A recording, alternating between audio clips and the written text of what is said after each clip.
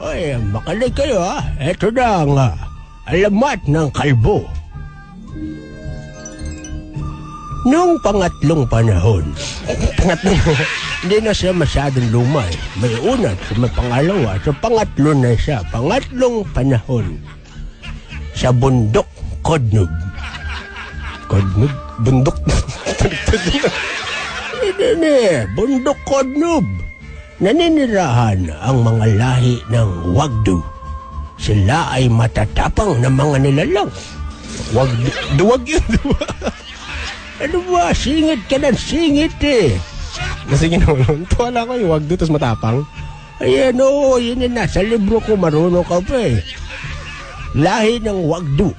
Sila ay lahing matapang. Mga nilalang na talagang matindi ang katapangan. At karamihan sa kanila ay mga mandirigma. Ang tawag nila sa katunayan sa isa't isa ay kasama o ka. For example, kung di mo naintindihan, Naintindihan ko. basta, for example, ang pangalan ng isang Wagdu ay Okolokol. Ang tawag sa kanya ay Kaolokol o Kaokolokol. Sige, tapos Kaohab, yan. Si Kataran, saka si Katado. Oh? Magkapatid yung dalawa. Si Kataran at si Katado. Tapos And so on and so forth. Tapos mapayapa namumuhay ang lahi ng Wagdu sa bundok Kodnub at nabubuhay sa pangangaso, pangingisda. Pangingisda sa bundok? Oh, may ilog din sa bundok, diba? Engot talaga to si Wendell. Sige, pangingaso, pangingisda. Oh, pangangaso, pangingisda, pangingitlog. Oh. Nangunguha sila ng itlog ng manok at itlog ng kabayo.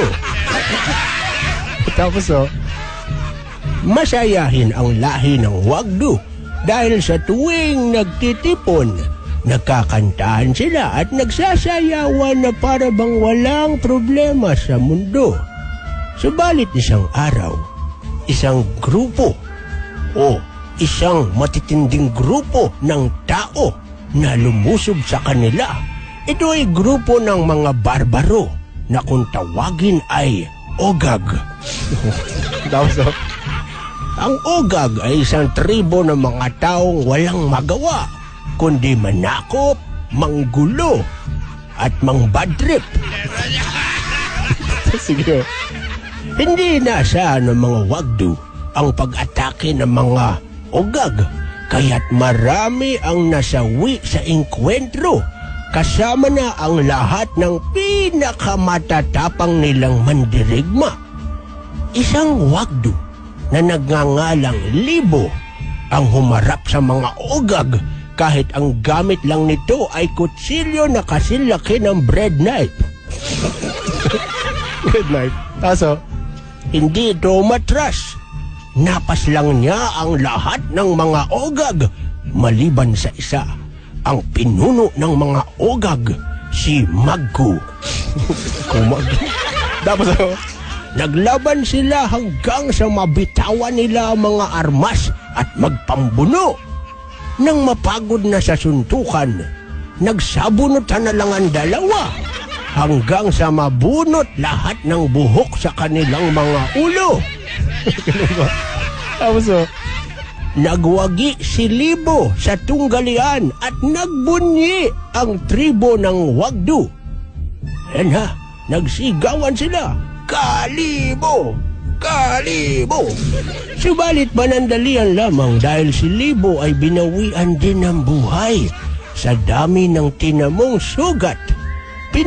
Pinagmasdan nilang mabuti si Libo nang wala ng buhay at wala na ring buhok sa ulo.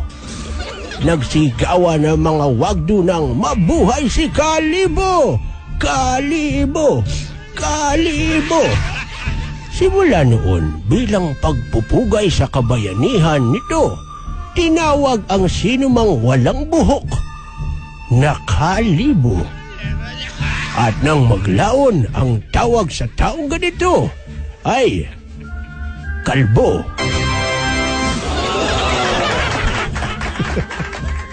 Kalibo pala. Mandiri.